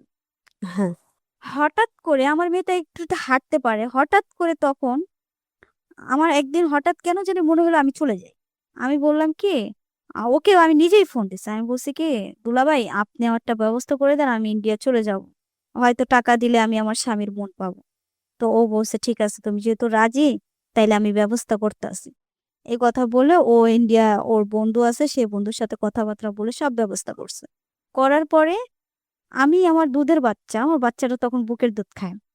আমার হ্যাঁ, দুধের বাচ্চাটা ফালায় দিয়ে আমার মা বলতেছে সকালবেলা, আমার মা বলতেছে যেদিন আমি চলে যাব সেদিন রাত্রের বেলা আমি অনেক ভাবতেছিলাম যে আমি যাবো কি যাব না। আর সকালবেলা আমার মা বলতেছে, "ইলিশ মাছ রান্না করব, তুমি কাঁচামরিচ নিয়ে আসো।" তা আমি কাঁচামরিচের কথা বলে আমি বের হয়ে চলে গেছি বোরকা পরে। শুধু জাস্ট বোরকা পরে আমার মেয়েকে দুধটা খাওয়াইয়া আমি ঘুম পাড়ায় থুইয়া আমি চলে গেছি। আমার মেয়ে ওদিন রাত্রেবেলা আমাকে জড়ায় ধরছিল, আম্মা, আম্মা বলতেছিল। মানে আমি ওর মুখের দিকে বারবার তাকাই আর ভাবতেছি যে আমি কি করব? কিন্তু আমি কুফরি বিশ্বাস করতাম না। কিন্তু যেহেতু হাদিসে আছে কালো জাদু আছে, থাকবে, রবে না। হ্যাঁ। সে কালো জাদুটা যে সে আমাকে করছে সেটা আমি বুঝ অনেক পরে বুঝছি। তখন আমি বুঝতে পারি নাই। তো আমি আমার দুধের বাচ্চাটা দুধ খাওয়ায় রেখে আমি বাইরে চলে গেলাম কাঁচামরিচ আনার কথা বলে। আমি ডাইরেক্ট চলে গেলাম ফেনী। যেখানে উনি আমাকে রিসিভ করবে সেখানে চলে গেলাম। ফেনী চলে একদম যাওয়ার পরে ঢাকা থেকে ফেনী চলে গেছেন। হ্যাঁ, ঢাকা থেকে ফেনী চলে গেছি। ফেনী চলে যাওয়ার পরে ওই দুলাভাইটা আসলো, আমাকে রিসিভ করলো। তো এজেন্টের সাথে কথাবার্তা বলে আমার আধার কার্ড তৈরি করলো। করার পরে ওখানে দাঁড়ায়া তো তার মধ্যে যতক্ষণ বাসে ছিলাম ততক্ষণ আমার বাবা ১০০ টা ফোন, ৫০ টা ফোন, আমার মা ৩৫ টা ফোন, ৪০ টা ফোন, আমার হাসব্যান্ড এত অনেক মানে প্রায় আমার ফোনে শুধু কল। মানে কতগুলো কল আমি আপনাকে হিসাব করে বুঝাতে পারব না। ৫০০ র উপরেও আমার ফোনে শুধু কল। মানে তারা হ্যাঁ। আমাকে খুঁজতেছে। আমার মেয়ে উইঠে কাঁদতেছে, বুকের দুধ খাবে। তারা আমাকে ইস! খুঁজতেছে। তো আমার মেয়ে তো ভাত খায় না। আমার মেয়ে মানে তখনও আমার মেয়ে খাওয়া শিখে নাই। আমার মেয়ে বুকের বয়স দুধ কত খাবে ছিল উইঠে কান্না। তখন আপু? আপনার হুম? বাচ্চার তখন বয়স কেমন ছিল? আমার মানে কত বয়স বছর? তখন ১.৫ বছর ছিল। আচ্ছা, ১.৫ বছর ছোট ছিল, হ্যাঁ। একটা ওকে তাও আমি খাওয়া শিখাই নাই। কারণ আমার বুকে পর্যাপ্ত দুধ ছিল। আমি ওকে বুকের দুধই হুম, খাওয়াইতাম। তো আচ্ছা। আমার বাবুটা কান্না করতেছে, বুকের দুধ খাবে। তো আমার মা ফোন দিতেছে, "তুই বাসায় আয়, ও দুধ খাবে।" তা আমি সেই কথাটা আর শুনি নাই। আমি ফেনী চলে গেছি। যাওয়ার পরে সন্ধ্যাবেলা যখন বর্ডার যাবো তার একটু আগে আমি আমার মাকে ফোন দিয়ে বলতেছি, "তোমরা আমার জন্য চিন্তা করো না। আমি একটা চাকরি পাইছি। সেই চাকরিটা করতে যাইতেছি। আমি চাকরি পাইলে আমি ওকে রুবেলকে আমি খাওয়াবো, পড়াবো। রুবেল আমার হয়ে থাকবে সারা জীবন।" তো আমার মা বলতেছে, "তুই এরকম পাগলামি করিস না। তুই আয়, আইসা কাপড়-চোপড় নিয়ে যা। তারপরে তুই কোথায় যাবি যা। কাপড়-চোপড় ছাড়া কি যাওয়া যায়?" আমি বলছি, "না কাপড়-চোপড় লাগবে না। কাপড়-চোপড় আমি পরে কিনে নিবো।" তো আমি আর ফোন কাইটে দিছি। কাইটে দিয়ে সিম খুলে ফেলছি। সিম খুলে দিয়ে আমি চলে গেছি বর্ডারে চলে গেছি। বর্ডারে ওই বোনের হুম, জামাইয়ের সাথেই আমি বর্ডারে গেছি। বর্ডারে যাওয়ার পরে বর্ডারে যখন উঠলাম, কতগুলো মেয়ে দেখতেছি ওড়না ছাড়া বসে হ্যাঁ। আছে। ওরাও কাপড়-চোপড় নিয়ে বসে আছে। ওরাও যাবে ইন্ডিয়া। তো ওই মেয়েটা বলতেছে, "তুমি কোথায় যাবা?" তো আমি বলছি, "আমি তো ইন্ডিয়া যাবো।" তো বলতেছে, "ইন্ডিয়া যাবা? কি কাজে যাবা?" তো আমি বলছি, "আমি তো জানি না, আমার দুলাভাই জানে।" তো ও বলতেছে যে ইন্ডিয়া কি কেউ ভালো কাজে যায়? তো আমি বলছি তাহলে কি কাজে যায়? তো বলতেছে ইন্ডিয়া তো কেউ ভালো কাজে যায় না, দেখো না। আমি যখন এটা শুনছি মানে আমি একটু একটু আঁচ করতে পারছি, কিন্তু তখনও মানে আমি বলতেছি দুলাভাই এখন কি বর্ডার থেকে বের হওয়া যাবে না?" বলে না, এখন কি আর বর্ডার থেকে বের হওয়া যায়, বর্ডার তো আমরা পার হয়ে গেছি। এ কথা বলার পরে আর আর বর্ডার পার পার হয়ে গেলে তো আর বর্ডার থেকে বের হওয়া যাবে না, সিমও বন্ধ হয়ে গেছে। এখন কোনো মতে আমি আমার মাকে ফোন দিতে পারতেছিলাম না। আমি তো জানি না যে বর্ডারে উঠলে সিম বন্ধ হয়ে যাবে। হ্যাঁ। পরে আমি ট্রেনে করে 5 দিন মানে ইন্ডিয়া থেকে কলকাতা, কলকাতা থেকে হায়দ্রাবাদ গেছি। যাওয়ার পরে 5 দিন পরে এই এজেন্টের বাসায় উঠে আমি আমার মাকে কল করলাম। আমার মাকে কল করার সাথে সাথে আমার মা কণ্ঠ পেয়ে কান্না করে দিছে, "জেসমিন রে, হুম। তুই কই গেলি? তোরে আমি পাইতেছি না। ও মা তুই কি বাইসে আছিস মা? ও মা তোরে কি কেউ ধরে নিয়ে গেছে মা? মা আমার বাবা নাকি মাথা ফাটায় ফেলছে আমার জন্য। আর আমার মেয়েকে কোনো রকম তো অন্য দুধ খাওয়াইয়া রাখছে, মানে তরল দুধ খাওয়াইয়া টাইয়া রাখছে।" তো আমি বলতেছি মা আমি তো ইন্ডিয়া আসছি। এই কথা বলার সাথে সাথে আমার মা অজ্ঞান হয়ে গেল। অজ্ঞান হয়ে যাওয়ার সাথে সাথে আব্বা ফোন করে কয়, "তুই কি কইলি এটা? ওমা তুই কার লগে গেলি? কে নিয়ে গেছে তোরে?" আমি বলছি কেউ আমার নিয়ে যায় নাই, আমি বান্ধবীদের সাথে আসছি। তো এই কথা বলার পরে অনেকক্ষণ মা মা আবার জ্ঞান ফিরছে, মাকে বুঝ টুস দেওয়ার পরে পরে আমি বলছি যে আমি আমার মেয়েটাকে একটু দেখবো, আমার মেয়েটাকে একটু দেখাও। পরে ভিডিও কল দেওয়া এলো, দেখলাম আমার মেয়েটা মানে হাঁটতেছে খেলতেছে। মানে হ্যাঁ। ওর মনে একটা কষ্ট ঢুকে গেছে, তখন থেকে আমার মেয়েটা আমার কাছ থেকে আলাদা হয়ে গেছে। আমার মেয়েটা বুকের দুধ খাইতে পারে নাই। আর ওই অবস্থায় মানে কি মানুষ, আমি দেখি যে কিছু মায়েরা দুধ ছাড়ানোর অনেক চেষ্টা করে, অনেক টাইম লাগে, অনেক বছর লাগে, অনেকের মাসও লেগে যায় দুধ ছাড়াইতে। আর আমি হুম। একদিনে ওকে দুধ ছাড়াই দিছি। ঠিক। মানে আমি কতটা নিষ্ঠুর হলে মানুষ এমন করতে পারে আমি জানি না। তো আপনার এই অংশটা শুনে সত্যি আমারও ভীষণ খারাপ লাগতেছে। আসলেই আমি ওকে একদিনে দুধটা ছাড়াই দিছি। তো আমি আমার মেয়েটার দিকে বারবার তাকাইতেছি আর ভাবতেছি আমি কোথায় আসলাম। তারপর সেই বোনের জামাই আমাকে বিক্রি করে দিছিল ওই লোকটার কাছ থেকে ৬০,০০০ টাকা নিয়ে। সে আমার সাথে ১ মাস ছিল আমাকে সাহস দেওয়ার জন্য, ভয় যেন না পাই। ১ মাসে আমি কোথাও কাজে যাইনি, আমাকে ওই এজেন্টটা কোথাও কাজেও পাঠায় নাই। ও চলে গেল। ও চলে যাওয়ার পরে আমাকে এজেন্টটা বলতেছে তুমি তো কাজ করে খাইতে হবে, না হলে কিভাবে তুমি এখানে থাকবা? তখন আমি বললাম, দেখেন আপনি আমার কোরআন পড়াটা একবার শুনেন। আমি যদি আপনি আমার আমি মাদ্রাসার মেয়ে, আমি কোরআন শরীফ খতম দিছি। আমি যদি চাইতাম আমি পুরোপুরি পড়া শেষ করে আমি একটা আলেমা হইতে পারতাম। আপনি কি হ্যাঁ। আমাকে জাইনে শুনে খারাপ কাজে পাঠায় কি আল্লাহর কাছে এটার কি জবাবদিহি করবেন? তখন সে বলতেছে যে ঠিক আছে জেসমিন, আমি তোমাকে খারাপ কাজে পাঠাবো না, কারণ আল্লাহর কাছে তো জবাবদিহি করতে হবে। এই হুম। কথা বলে সে আমাকে হিন্দু বাড়ি কাজে পাঠায়, হিন্দুদের মূর্তি মোছা, হিন্দুদের ঘর দুয়ার, মানে হিন্দুদের ঘরে যা কাজ আছে এগুলো কাজে হুম। পাঠায়। কাজে পাঠানোর পর প্রত্যেকদিন কাজে যাইতাম। আর ওখানে আমি গুন্ডাদের সাথে মানে ওখানে অনেক মদখোররা আছে, রাত ১২টা ১টা বাসায় ফিরতাম। মদখোররা আমাকে ওই এজেন্ট একটা ফোন কিনে দিছিল, বলছে তোমার টাকা হলে তুমি দিয়ে দিও। কিছু মদখোর হ্যাপি নিউ ইয়ার ২০২২ সালে হ্যাপি নিউ ইয়ারের সময় আমার ওই মোবাইলটা আর ৫,০০০ টাকা ছিল ব্যাগে, ওইটা নিয়ে গেছে আমাকে ধরে, ছিনতাই মানে করে। আমাকে হ্যাঁ র‍্যাপ করে ছিনতাই করে নিয়ে যাবে, মানে পালাবে। পালায় নাই, কারণ ওরা অনেক সাহসী ছিল। ওরা আমার কাছ থেকে নিয়ে হাঁটতেছিল, ওদের হাতে ছিল মদের বোতল। সেই মদের বোতলটা আমি হাত থেকে নিয়ে ভাইঙে একজনের গলায় বসায় দিছিলাম, মানে গলায় পোস্ট মারছিলাম জাস্ট। মানে পোস্ট মারার পরেই আমাকে থানায় নিয়ে গেছে। মানে ওখানকার পুলিশ ছিল, দেখছিল, দেখে দৌড়ে আইসা বলতেছে যে আপনি তো খুন করছেন। আমাকে হিন্দিতে বলতেছে তুম কেয়া কর রে, হ্যাঁ এসা কি হুম। করে, এগুলো বলতেছে। এগুলো বলে আমাকে নিয়ে গেছে থানায়। মানে থানায় নিয়ে যাওয়ার পোস্ট পরে মারার পোস্ট মারার পরে কি ছেলেটা মারা যায়? ছেলেটা মারা যায় নাই, ছেলেটাকে হসপিটালে নিয়ে গেছে। জাস্ট ওর মানে গলার মানে মাংসটা দেখা গেছে, আমি অত জোরেও মারি নাই, মাংসটা দেখা গেছে। তো হুম। ওকে, ওর প্রচুর ব্লাড যেতেছিল, ওকে নিয়ে গেছে হসপিটালে, সাথে সাথে ইমার্জেন্সিতে নিয়ে গেছে আর আমাকে নিয়ে গেছে থানায়। নিয়ে যাওয়ার পরে বলতেছে তোমার ভাইকে ফোন করো। তো আমি কি করব, তাড়াতাড়ি করে আমার এজেন্টকে ফোন করছি। আমার এজেন্ট বলতেছে তুমি এগুলো কি করছো হ্যান ত্যান, এখন তো তোমাকে ওরা জেলে রাখবে। আমি বলছি আমার বাচ্চাটার মুখ একদিন না দেখলে আমার ঘুম আসে না। আমাকে যদি জেলে দিয়ে দেয় আমি আমার বাবা মা আমাকে আবারও খুঁজবে। প্রত্যেকটা দিন আমার বাবা মার সাথে আমার কথা বলতে হয়, তাদের মনে সাহস যোগাইতে হয়। আমাকে জেলে দিলে আমি কোথায় যাব, আমাকে বাঁচান ভাই। তো বলতেছে ঠিক আছে আমি দেখতেছি কি করা যায়। তখন উনি কত টাকা জানি ঘুষ দিছে আমাকে সেটা শেয়ার করে নাই। ঘুষ দেওয়ার পরে আমাকে ছেড়ে দিছে। ছেড়ে দেওয়ার পরে ওরাই আমাকে বাসায় রিসিভ করে দিয়ে গেছে, পুলিশরা রিসিভ করে দিয়ে গেছে। আমি বাসায় আসছি।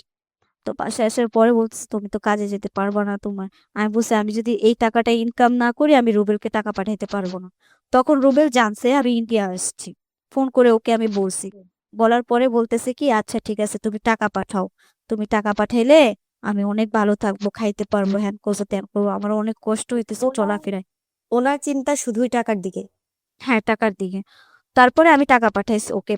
মানে আমাদের বাংলাদেশে ৫,০০০, ওখানে ৫,৫০০ টাকা না, ওখানে ৫,০০০, বাংলাদেশে ৫,৫০০। তো হুম, আমি হুম। টাকা পাঠাইছি। পাঠানোর পরে ও টাকা পাঠানোর পরে ও চলাফেরা করলো। কিছুদিন যাইতে না যেতে ও আবারও টাকা চাইতেছে। তো আমি বলছি আমি এখনো বেতন পাইনি, বেতন পেলে তোমাকে আবার টাকা পাঠাবো। তো এইবারও ওকে আমি ১০ বার টাকা পাঠাইছি। আমার হাতে গোনা হিসাবে ১০ বার টাকা পাঠাইছি। পাঠানোর পরে এখন আমার মা আবার একটা হুজুরের কাছে গেছে যেন আমার মেয়ে চলে আসে। এরকম একটা আমার সন্তান হারিয়ে গেছে ওই হিসাবে একটা কিছু দেন আমার মেয়ে যেন চলে আসে। সেটা আমি জানতাম না। আমি আসার পরে আমার মা আমাকে বলছে। তো হঠাৎ করে ১ মাসে আমি কোনো কাজে যাই না। আমি অসুস্থ, শরীর অসুস্থ, শরীর অসুস্থ। আমার ওখানে ৮ মাস হয়ে গেছে। ইন্ডিয়া ৮ হুম। মাস হয়ে গেছে। তো ওখান থেকে আসবো, আমার মা বলতেছে আমি তোরে টাকা পাঠাই তুই চলে আয়। তো আমার মা ২২,০০০ টাকা পাঠাইছে। মানে আমার মা ব্যাংকে থেকে ২২,০০০ টাকা পাঠাইছে। সেই টাকা দিয়ে আমি আসবো সেটা রুবেল চায় না। বলতেছে তুমি যদি আসো তাহলে কিন্তু আমার ঘরে উঠতে পারবো না, সেই চিন্তা কইরা তুমি কিন্তু আইসো না। আমি বলছি ঠিক আছে আমি ঘরে উঠতে পারবো কি পারবো না সেটা আমি আসার পরে বোঝা যাবে। আমি আসছি, ইন্ডিয়া থেকে ব্যাক করে আসছি। আসার পরে এখন তার পরিবার সবাই যখন জানতে পারছে আমি আসছি, আমার মেয়েটা আল্লাহর রহমতে একটু বড় হয়ে গেছিল, হাঁটতে চলতে পারে। আমার মেয়েটা তখন এই ২ বছর ৬ মাস চলবে এরকম। আচ্ছা। তো হ্যাঁ আমার মেয়েটা আমাকে চিনেই না। হ্যাঁ, আমার বাচ্চাটা আমাকে চিনেই না। কিন্তু এই বাচ্চাটাকে ফালায় রেখে আমি চলে গেছিলাম। ওর মুখের দিকে তাকালে এখনো আমি ভাবি। তারপরও আমি চিনে না বলতে আমার কাছে আসে না ঐরকম না। শুধু আমার দিকে চাইয়া থাকে। চেয়ে থাকে। হ্যাঁ, পরে আমার মা হ্যাঁ, আপনি বলতেছে আস্তে, আস্তে হ্যাঁ, আপনি যখন চলে গেছিলেন ও অনেক বেশি ছোট ছিল যেজন্য আসার হ্যাঁ, পরে চিনতে পারে নাই। তো আমার হ্যাঁ, মা বলতেছে যে, "এটা তোমার মা হয়, এটা তোমার মা হয়।" এভাবে শিখাইতেছিল। কিন্তু ও আমার মাকেই মা ডাকছিল। আমার মাকে এখনো ও মা ডাকে। তো এভাবে শিখানোর পরে ও আসে আস্তে, আস্তে আমার কাছে আসে। আবার আমার কাছে মোবাইল ছিল। একটু, একটু আসে, মোবাইল দেখে। এভাবে করতে, করতে একটু মিশে গেছে। তারপরে আমি যখন আসছি, যেদিন আসছি সেদিনই ওর পরিবার সবাই বলতেছে, "তুমি যদি আমার ঘরে উঠো তাহলে লিল্লা বিয়ে করতে হবে।" ওর মামারাও বলতেছে লিল্লা বিয়ে করতে হবে। সবাই বলতেছে। ওর বড় ভাই বলতেছে যে, "আগে বাড়িতে যান তারপরে দেখতেছি।" ওর বড় ভাই আর আমার যা, এদের নাম না বললেই নয়। এরা এতটা ভালো মানুষ ছিল, এতটা সাপোর্টের মানুষ ছিল। তারা যদি আমাকে সাপোর্ট না করতো মনে হয় ওই বাড়িতে আমার টিকে থাকাও সম্ভব ছিল না। তারা সবসময় আমাকে সাপোর্ট করছে। আর আমার জাল আমাকে যেভাবে বোনের মতো আগলায় রাখছে সে সবসময় আমাকে কোলের ধারেই গুমলো হয়তো। এতটাই সে আমাকে মায়া করত। তো তারা বলতেছে যে কোনো লিল্লা বিয়া টিয়া হবে না। তুমি বাড়িতে যাও, আমি দেখতেছি। এটাও বলছে আমার ভাসুর।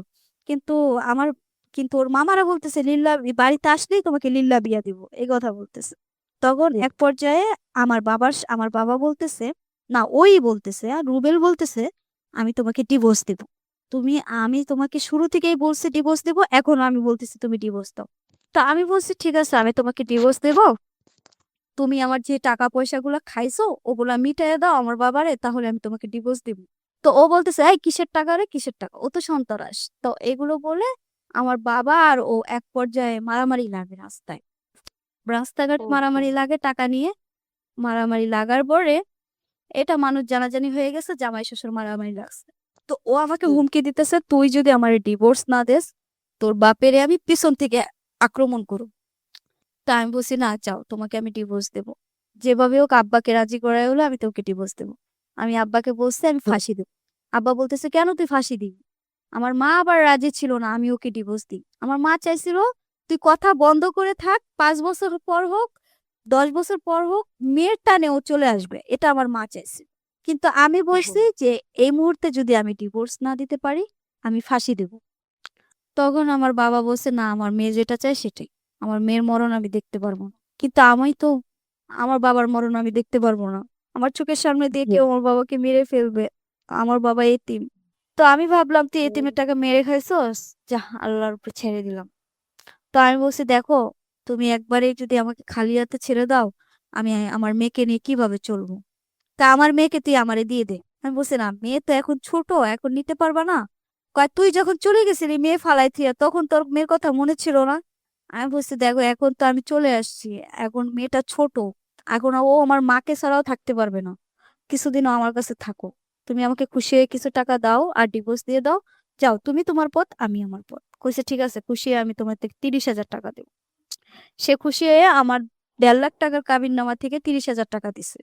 আ- আর ডিভোর্সের দিন আমি আমার বাবারে ডিভোর্সের জন্য রাজি করায় নিয়ে গেছি সাক্ষী দেওয়ার জন্য। আর সেদিন আমি আবার পায়ে ধরে বলতেছি, আব্বা তুমি ওকে বলো ওকে থাইকে যাইতে।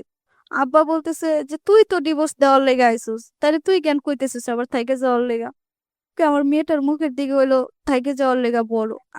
আমি বলতেছি যে তুমি আমার মেয়ের মুখের দিকে তাকায় হইলো থাইকে যাও, আমার আমার নাবালক আপনারা বাচ্চাটাকে শুনছেন তুমি প্রজেক্ট ঠকায়ও আমার না। গল্প। বলতেছে যে আমার মেয়ে বড় হইলে আমার কাছে একদিন আসবেই, তুই আমার ছেড়ে দে। তারপরে আমি ওকে ডিভোর্স দিয়ে দেই। ডিভোর্স দিয়ে দেওয়ার পরে বাসায় ফিরে আসি। আমাদের বিচ্ছেদের 1.5 বছরের মাথায় ও আবার বিয়ে করে ফেলছে, সেটা আমি জানতে পারি। জানার পরে মাও আমাকে বিয়ের জন্য চাপ দিতেছিল। তো আমি আর কি করব, হুম। বিয়ে করি নাই।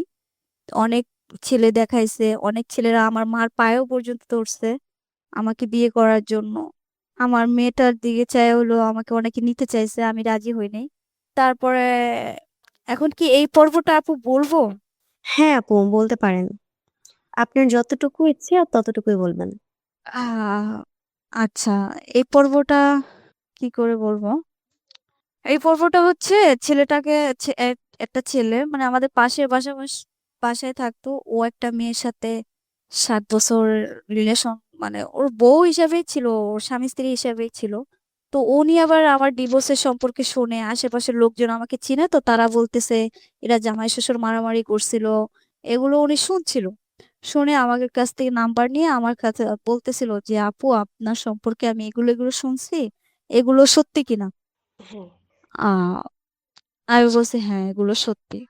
তারপরে বলতেছে আপু, মানে আপনার কি কোনো প্রবলেম হচ্ছে? তো আ- আমি বললাম হ্যাঁ এগুলো সত্য। তো বলতেছে যে আপনাকে তো আমার পছন্দ হয়েছে। তা আমি বলছি না, আমি আমি আর কোনো বিয়ে শাদী করবো না। বলতেছে না এটা বললেন না, আপনাকে আমার পছন্দ হয়েছে, হ্যান ত্যান এগুলো বলতেছে। তো ওই ছেলেটার সাথে আমি সম্পর্ক রাখছিলাম প্রায় 1 বছর, সম্পর্ক রাখছিলাম। তো রাখার আচ্ছা। পরে ওর সাথে আমার 1 বছর সম্পর্ক, তারপর আমার বাবা মা সবাই জানতে পারে যে এর সাথে আমার সম্পর্ক আছে। তো আমার বাবাই বারবার চাপ দিতেছিল যে ও কি তোমাকে বিয়ের কথা বলে কিনা, তুমি বিয়ে করবা কিনা, বিয়ে করবা কিনা। তো আমি বলছি ঠিক আছে, আমি দেখি ও বিয়ে করতে চায় কিনা। তো আমি তো হ্যাঁ। বেকার। তো আমি 2023 সালে স্কুলে জব নিই, ইংলিশ মিডিয়াম স্কুলে জব নিই। আচ্ছা। জব নেওয়ার পরে ঈদ, রোজার ঈদে ওকে আমি বিয়ে, তার আগে থেকে আমাদের সম্পর্ক, ওকে আমি বিয়ের প্রস্তাব হুম। দিছি, ও রাজি হয়েছে। রাজি হওয়ার পরে ও আমাকে একটা সত্য কথা বলছে, দেখো আমার কিন্তু বউ আছে, 2টা ছেলেও আছে।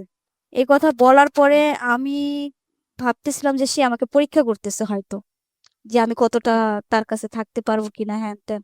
ও গাড়ি গাড়ি চালায়, তো গাড়ির ড্রাইভার। হ্যাঁ। তারপরে আমি বললাম না, তোমার তো ওকে দেখলে কেউ বলবেই না যে ওর বউ আছে, 2টা বাচ্চা কাচ্চা আছে, এগুলো কেউ বলবেই না। তো আমিও এটা বিশ্বাস করি নাই, স্বাভাবিক। তো ওর মার হ্যাঁ। সাথে কথা বললাম, বাবার সাথে কথা বললাম, সবাই বলতেছে হ্যাঁ ওর বিয়ে হয়েছে, ওর ওয়াইফের সাথেও আমি কথা বলছি। তারপরও আমি ওর জন্য পাগল হয়ে গেছি, আমি ওকে বিয়ে করবো। তো আমারও আরো একটা ভুল। হ্যাঁ, আরো একটা ভয় যা, তারপরও আহ আবারও আবেগে জড়াই গেছি। ও হচ্ছে কি, কান্না করে দিছে আমাকে হারানোর ভয়ে। বলতেছে আমার ওয়াইফ আমাকে সুখ শান্তি দেয় না, তুমি যদি আমাকে একটু সুখ শান্তি দাও, আমার যা আছে সব তোমার নামে, আমাকে এগুলো বলতেছিল। হ্যাঁ। তা আমি বলছি ঠিক আছে। তো এগুলো বলার পরে আমি রাজি হয়ে গেলাম। রাজি হওয়ার পরে আমার বাবার কাছে বিয়ের প্রস্তাব নিয়ে আসছে, বলছে হাফসা আমার, হ্যান ত্যান এগুলো বলছে। মানে আমার হুম, বেবিটা হ্যাঁ, ও ও দেখাশোনা করবে, এগুলো সব বলছে। আমার বাবাকে যেভাবে রাজি করতে হয় সবভাবে রাজি করছে। বলছে আপনার মেয়ের জন্য আমি একটা টাকাও নেব না, কোনো কিচ্ছু আমি নেব না, কোনো যৌতুক আমি চাবো না, আপনার মেয়েকে আমি এক কাপড়ে নিয়ে যাব। এই কথা বলাতে আমার বাবা অনেকটা খুশি হয়েছে। আর ও কোনো নেশা পানিও করে না, কোনো নেশার মধ্যেও নাই। তো এগুলো দেখে আমার বাবা আরো খুশি হয়েছে। তো আচ্ছা, রোজার মধ্যে আহ, ওনার যে প্রথম স্ত্রী, সে কি রাজি ছিল?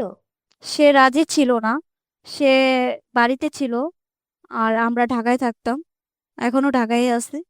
তো ও আমাকে গোপনেই বিয়ে করে। গোপনে বিয়ে করার পরে, বিয়ের ১ মাস পরে ওর ওয়াইফ জানতে পারে, ওর বাবা মা জানতে পারে। জানার পরে ওর ওয়াইফ বলতেছে তোর নামে মামলা দেবো, হ্যান করবো ত্যান করবো। তো ও ওর ওয়াইফকে কোনোভাবে বুঝাইছে। হ্যাঁ, বুঝানোর পরে ওর ওয়াইফ রাজি, মানে আমাকে মাইনে নেয় নাই, বাট এটা আর কি মাইনে নিছে যে ওর স্বামী বিয়ে করছে, আর কিছু করার নাই। হ্যাঁ, তো ওর মা আর ওর কাকা আসছে ঢাকা, আইসা ওকে অনেক মারধর করছে, আমাকেও মারধর করছে। করার পরে ওদিন চলে গেছে ওর মা, আইসা মারামারি করে আমাকে মারধর করে ওর কাকা আর মা চলে গেছে, আর আমাদের বাসায় থাকে নাই। তো হ্যাঁ, আমার আমি মানে এই অডিওর মাধ্যমে একটা কথা জানাইতে চাই, যে কথাটা আমি আমার বাবা মাকে বলতে পারি না, সেটা হচ্ছে আমার বাবা মা এখনো জানে না যে এই ছেলেটার একটা বউ আছে, 2টা ছেলে মেয়ে সহ আমি বিয়ে করছি আবার, মানে আমি আবারও ও মাই গড, ভুল পথে পা দিছি। সেটা আমার এখনো বাবা বাবা মা জানে? জানে না। এখনো জানে না, আমাদের বিয়ে 3.5 বছর হয়ে গেছে, আমার বাবা মা এখনো জানে না। শুধু এতটুকু আমার বাবা বলে ও বারবার বাড়িতে কেন যায়। আমি বলি গাড়ি আছে নিজের, সেই জন্য হয়তো বারবার বাড়িতে যায় টিপ নিয়ে। হুম, কিন্তু এখানে শেষ না। ও আমাকে বিয়ে করছে, বিয়ের 6 মাস পর্যন্ত ভালো রাখছে, ভালোবাসছে। কিন্তু হঠাৎ করে ও একটা হিন্দু মেয়ের সাথে রিলেশনে জড়ায় যায়। হিন্দু মেয়েও না, হিন্দু মহিলা, যার নাকি বিয়ে হয়েছে, 2টা ছেলে মেয়ে আছে। ওই মহিলাই এখন ওকে বারবার কুফুরি করে, বারবার ওই মহিলা ওকে নিয়ে যাইতেছে বাড়িতে বারবার। এখন বর্তমান ওই মহিলার সাথে আছে কিনা আমি জানি না, আমার কাছে থাকতেছে। ঢাকায় যদি 10 দিন থাকে, 20 দিন থাকে বাড়িতে, এভাবেই দিন চাইতেছে। ওই হিন্দু মহিলা কি মানে বাড়িতে? হ্যাঁ, ওদের বাড়ির পাশেই। মানে ও হিন্দু মহিলার সাথে জাস্ট রিলেশন করছিল। তো হ্যাঁ, টাকার জন্যই রিলেশন করছিল। আমি জানি না ছেলেরা শুধু টাকাই কেন চায়, মানে আমার কপালটা কি এরকম অভাগা, মানে নাকি আরো এরকম আছে আমি জানি না। আমি যেদিকে যাই বলে না, অভাগা যেদিকে যায় নদীর জল শুকিয়ে যায়। তো আমার হ্যাঁ, দশাটাই হচ্ছে এরকম। আমি ওকে সব দেখে শুনে বিয়ে করছি, 6 মাস আমাকে ভালো রাখছে। হঠাৎ করে একটা হিন্দু মহিলার সাথে কথা কিভাবে রিলেশনে জড়ায় যায়। আমার সতীনের কাছে আমি মাপ চাইতে চাইছিলাম, মানে মাপ চাইতে গেছিলাম, যে ফোনে আর কি বলতেছিলাম যে তুমি আমাকে মাফ করে দিও, আমি তোমার হক মেরে খাইছি, হয়তো একদিন মরে যাব, এর দায় আল্লাহর কাছে তুমি রাখো না, আমি অনেক কষ্টে আছি, এগুলো বলছি। বলার পরে ও বলতেছে যে তোমার সাথে যদি থাকে তাহলে এই মেসেজগুলো কার সাথে করে। ও আমাকে একটা ভিডিও পাঠাইছে মেসেজে, মানে আরেকটা ফোন দিয়ে আমার হুম, হাজবেন্ড ওই হিন্দু মহিলার সাথে রিলেশন করতেছে, এটা আমি জানতাম না। প্রায় রিলেশনের 6 মাস হয়েও গেছিল ওদের। তো হুম, সত্যটা বের হয়ে আসলো। তো আমার সতীন আমাকে এটা পাঠানোর পরে আমি দেখে পুরাই অবাক। অনেক খারাপ খারাপ কথাও লেখা ছিল। ওরা 1 বছর পর বিয়ে করবে সেটাও লেখা ছিল। তো আমি পুরাই অবাক যে আমাকে কান্নায় জড়াইয়া বিয়ে করলো, আমার পায়ে ধরলো, যে সে নাকি আমাকে না পাইলে মানে তার জীবন চলবে না, এরকম ভুলভাল বলে কত কিছু বলে আমাকে ভুলিয়ে টুলিয়ে বিয়ে করলো। এখন সে একটা হিন্দু মহিলার সাথে রিলেশন করতেছে, তাও আমি জানি না। হুম, তো সেই মহিলাটার সাথে যখন ফোন দিছে মহিলাটার নাম্বার নিয়ে, মহিলাটার সাথে আমার দ্বন্দ্ব হয়েছে। মহিলাটা উল্টা বলে আমার নামে মামলা দিবে, হ্যান করবে ত্যান করবে। আর মহিলাটা জানার পরে মহিলা এখন, আর হিন্দু তো, বারবার ওকে কুফুরি হুম, করে, ওর প্রতি পাগল বানায় ফেলে, ওকে বারবার নিয়ে যায়। কুফুরি কেটে গেলে ও আমার প্রতি আসক্ত হয়, কুফুরি করলে আবার ওর প্রতি চলে যায়, এরকমটাই এখন ওর জীবন চলতেছে। এখনো আবারও 1 তারিখে বাড়িতে চলে গেছে। এখনো ইলেকশনের দোহাই দিয়ে বাড়িতেই আছে। বড় বউয়ের সাথে আজ 8 বছর যাবত এক বিছানায় শয় না, খায় না, ওর সাথে কথাও বলে না। বড় বউর সাথে কথা বলে না হচ্ছে 4 মাস ধরে। কিন্তু তার আগে একটু একটু কথা বলছিল, কিন্তু কখনো এই ৮ বছর পর্যন্ত এক বিছানায় শোয় নাই। আর ওর বড় বউ ওর প্রতি একটা ঘৃণা নিয়ে আসছে, যেহেতু পর পর ৩-৪টা কিভাবে মাইনে নিবে। ওর বড় বউ হ্যাঁ। বলতেছে যে দেখো, তোমাকেও ঠিক রাখতেছে, আমাকেও ঠিক রাখতেছে, প্রেমিকাকেও ঠিক রাখতেছে। তো আপনার হাজবেন্ড কি বলতে চায় ওই যে হিন্দু মহিলা, মানে হিন্দু মহিলাটাকে নিয়ে? আমার হাজবেন্ড হিন্দু মহিলাটাকে কিছুই বলতে চায় না, তবে আমার হাজবেন্ড একজনের কাছে শেয়ার করছে ওই মহিলা নাকি বলছে ৫ লাখ টাকাও দিবে, গাড়িও দিবে, যার কারণে ও ওই মহিলার পিছে পড়ে আছে। আচ্ছা। কিন্তু আমি অশুভ একটা লোক। জিনিস ভাবতেছি, এই সংসারটার শেষ পর্যায়ে কোনটা? এখন কি আমি আবারও ডিভোর্স দিব? আবারও কি কলঙ্কের গায়ে কলঙ্ক লাগাবো গায়ে? আমি আমার বাবুটা আমার মার কাছেই থাকে। আমার বাবুটার এখন ৮ বছর চলে। প্রত্যেক হ্যাঁ। সপ্তাহে ওকে দেখতে যাই বাড়িতে। আসার সময় ওর মুখটা কালো হয়ে যায়।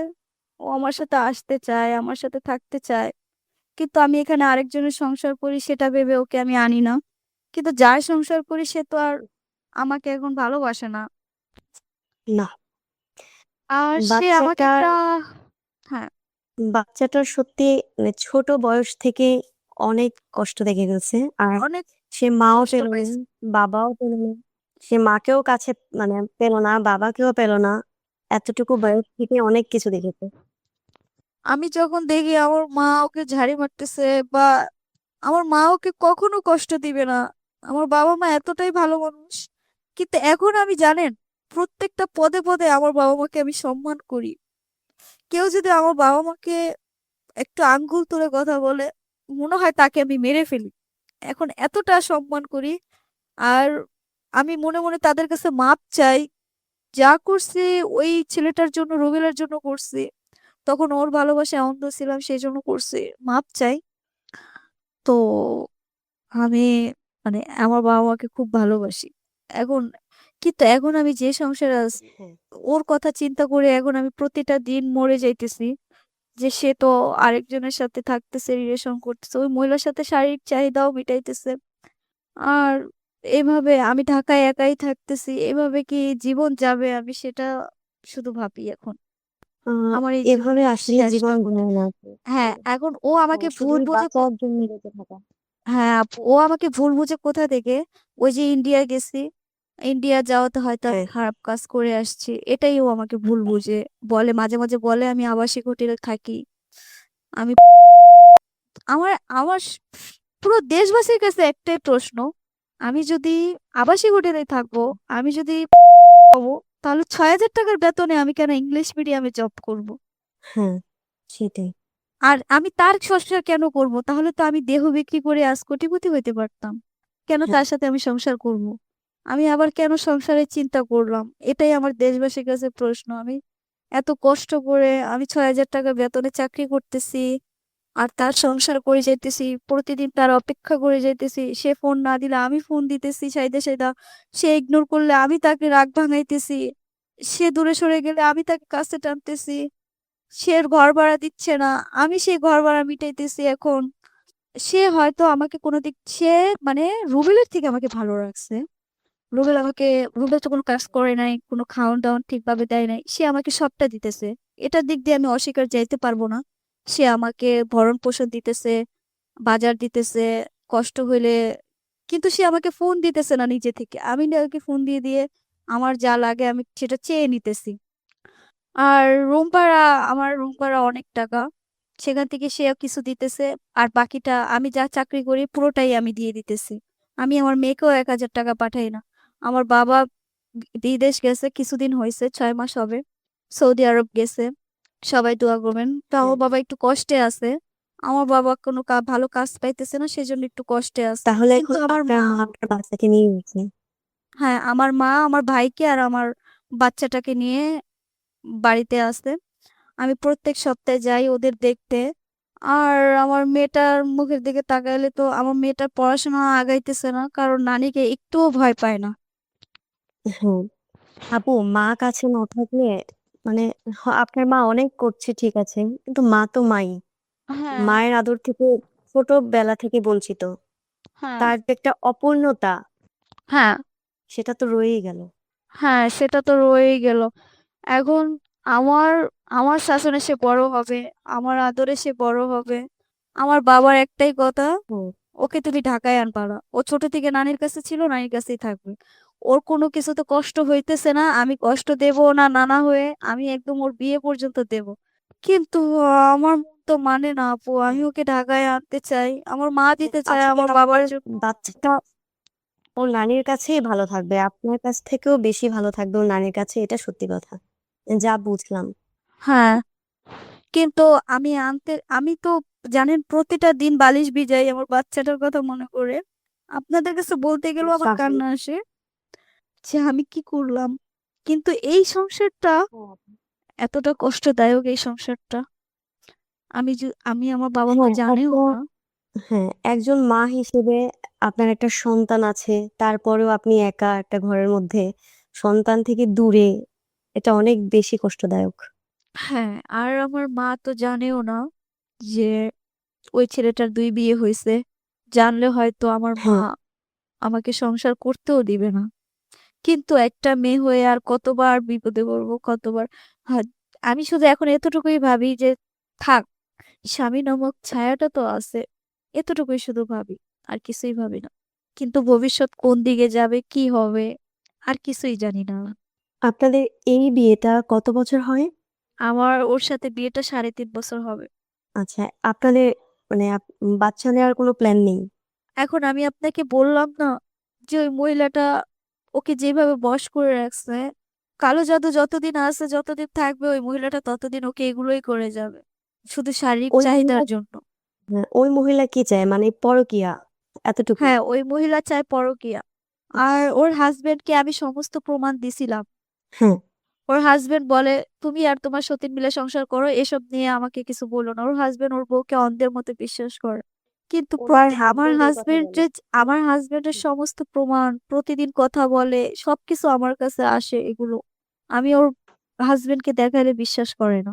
আপনার হাসব্যান্ড কি কিছু বলেন না ওই মহিলাকে নিয়ে? উনি কিছু বলে না যে ও ছেড়ে ডাইরেক্ট দিবেন বলে বা আমাকে ডিভোর্স দিয়ে দিবে যদি ওই মহিলাকে নিয়ে আরেকটা কথা বলি। ওহ মাই গড! এইখানেও ডিভোর্সের কথা? হ্যাঁ, মানে ও যখন ভালো থাকে তখন আমাকে কি বলে জানেন? নাই, হিন্দু হ্যাঁ, মহিলার সাথে সম্পর্ক নাই। আর যখন ওই মহিলার বশে থাকে তখন বলে তোমাকে আমি ডিভোর্স দিয়ে দেব। তুমি যদি ওই মহিলাকে নিয়ে যেমন আছো তেমনই থাকো। ওই মহিলাকে নিয়ে একটা কথা বলবা তোমাকে আমি ডিভোর্স দিয়ে দিব। মানে সব দেখবেন, শুনবেন কিন্তু কিছু বলতে পারবেন না। না, কিছু বলতে পারবো না। বলতে গেলে আমাকে তালাক দিয়ে দেবে। এই যে ২ দিন ভালো ছিল, আবার আজকে থেকে শুরু হলো। আবার আজকে থেকে কথা বলে না। এড়ায়, এড়ায় চলতেছে আমাকে। আমি জানি। কিন্তু কবে যে এই জার্নিটা শেষ হবে আমি জানি না। ও আমার হাসব্যান্ডকে বারবার নিয়ে যাইতেছে। আর এখন যে এটার শেষটা কোথায় বা এটা শেষ কোথায় হবে আমি কিছুই জানি না। এই গল্পের শেষই বা কোথায়? আমার মনে হয় আমার গল্পের কোনো শেষ নাই। না, সেটাই মনে হচ্ছে। হ্যাঁ, আ এটা ওই মহিলা যতদিন না পর্যন্ত নিজে থেকে সরে যাচ্ছে, ততদিন পর্যন্ত এভাবেই হ্যাঁ। চলতে থাকবে। ততদিন পর্যন্ত এভাবে, আর ও যদি ওই মহিলার কাছে নাও যায় তাহলে তো বললাম হ্যাঁ, কালো জাদু, যেটা ওইটা মহিলার শক্তি। হ্যাঁ। আর আপনার এখন আর ওই যে রুবেল ১ম হাসব্যান্ড, ওর সাথে কোনো যোগাযোগ নেই? ওর সাথে যোগাযোগ নাই। ওর বড় ভাইয়ের সাথে জাস্ট যোগাযোগ আছে। মাঝে, মাঝে হয়, তাও আবার বছরখানেক পরে হয়, মাসখানেক পরে হয়, কখনো হয় না। আর রুবেল তো বিয়ে করছে। ওই এলাকারই মেয়ে বিয়ে করছে। ২ টা বাচ্চা-কাচ্চাও আছে। এখন রুবেল রঙের কাজ করতেছে, ওর বউকে খাওয়াইতেছে, নিজেও চলতেছে। আচ্ছা, এখনের বউটাকে ভালো রাখছে। হ্যাঁ, এখন এই বউটাকে ভালো রাখছে। হইছে কি আপু, এটা আবেগের বশে মানে যে বয়সটাতে আপনি ভুলটা করছিলেন ওটা একদম আবেগের একটা বয়স। মানে ওই সময়ের একটা ভুলই না মানে জীবনটা একদম মানে বড় একটা ক্ষতির কারণ হয়ে যায়। আমি এখন এটাই মনে করি যে আমার একটা দুর্ঘটনা সারা জীবনের কান্না। হ্যাঁ, আর ওই দুর্ঘটনাটার জন্য পরবর্তীতেও মানে এখন আবার যেটা হচ্ছে মানে ১ম বার যখন কারো জীবনে একটা মানে ক্ষতি হয় না, সেটাই বারবার যেন একভাবে না একভাবে ফিরে আসে। হ্যাঁ, ক্ষতি যা হওয়ার আমারই হইছে। সবাই ভালো আছে। মাঝখানে আমার মেয়েটা এতিম হইলো। এতিমের মতোই, মা পায় নাই, বাপ পায় নাই। হ্যাঁ, আর আমি এভাবে পড়ে আছি। হ্যাঁ। আ আপু আপনি কি আর কিছু বলতে চান? আমি আর কিছু বলতে চাই না। তবে এখন বেশি% একটা জিনিস দেখতেছি, হুম, অনেকেই ২ বিয়ে করতেছে বা ২ বিয়ে করার জন্য মানে আমি একটা টিকটকে ভাইরাল হইছিলাম শুধু এই কথাগুলো লিখে, দ্বিতীয় বউ এগুলো লিখে আমি ভাইরাল হইছিলাম। তো যারা দ্বিতীয় বিয়ে করবে তারা যেন 10 বার ভেবে চিন্তা করে। কিন্তু ওরা হয়তো বড় বড় নামে বদনাম করবে, কিন্তু ওরা আবার তাদের কাছে ফিরে যাবে। আর যদি চরিত্র খারাপ হয় আমার স্বামীর মতো, তাহলে এরকম তৃতীয় ব্যক্তিকে আবার টেনে আনবে। তো দেখে শুনে যাওয়াটাই ভালো। আমার মতো যেন কেউ এরকম না হয় দুর্ভাগা, বা যে জায়গায় যাক 10 বার ভেবে চিন্তে যাওয়া উচিত। আবেগ জিনিসটাকে মেরে ফেলতে হবে সেটা সবাই বুঝুক, বা আমি যেতটুকু জানি যে আবেগটাকে মেরে ফেলতে হবে। হুম, ঠিক। আসলে জীবনে ভালো থাকতে হলে আবেগটা মানে টোটালি ধ্বংস করতে হবে। মানে আবেগটা থাকা যাবে না। হ্যাঁ, তো আপু ঠিক আছে। আর আপনার জন্য কি বলবো? সৃষ্টিকর্তা আপনাকে ভালো রাখুক। আপনার মেয়েটার জন্য অনেক, অনেক দোয়া। ভালো থাকুক। জি। ঠিক আছে আপু। আর আর যদি আপনি আরো মানে কখনো কোনো কথা থাকে তাহলে আপনি পেজে মেসেজ দিবেন। ঠিক আছে? তাহলে আজকে এখানেই শেষ করছি। আল্লাহ হাফেজ।